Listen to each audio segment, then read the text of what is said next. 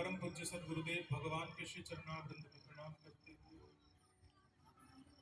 मेरे परम पूज्य माता पिता के श्री चरणों में प्रणाम करते हुए,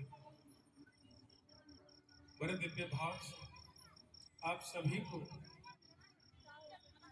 जगन्नाथ रसामृत का कथा श्रवण कराने जा रहा हूं। रथ यात्रा का समय है और श्री जगन्नाथ जी गुंडीचा में आके विराजमान है। आप सभी लोग दर्शन कर रहे हैं। तो ऐसे आज जगन्नाथ जी पे चर्चा करेंगे, कुछ सुंदर सुंदर रहस्यों को उजागर करेंगे और कोई मंत्र ग्रंथ कहानी नहीं, साक्षात स्कंद पुराण से श्री क्षेत्र महात्मा का श्रवण कराने जाएंगे बहुत दिव्य भाव से।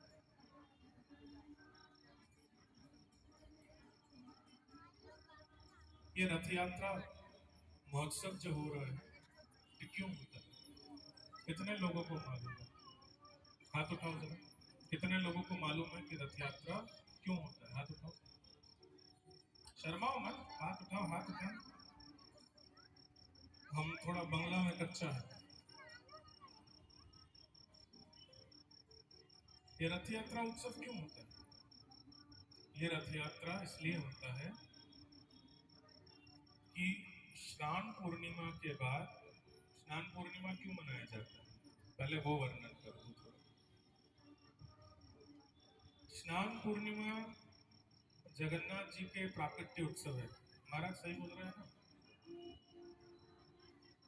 स्नान पूर्णिमा श्री जगन्नाथ जी के प्राकट्य उत्सव,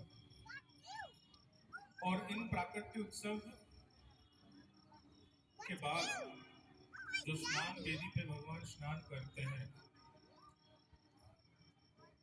उस दिन से 15 दिन गुप्तवास में रहते हैं जगन्नाथ जी, और फिर नवजौवन का दर्शन होता है और फिर जगन्नाथ जी रथ में विराजमान होकर के गुंडीचा मैया के वहां रथ आरूढ़ होकर के प्रस्थान करते हैं। गुंडीचा मैया कौन है जानना पड़ेगा।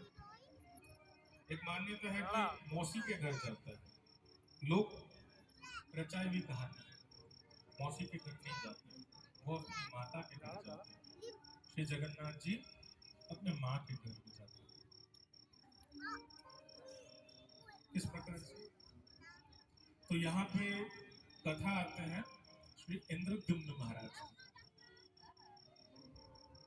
ये इंद्रद्युम्न महाराज कौन है?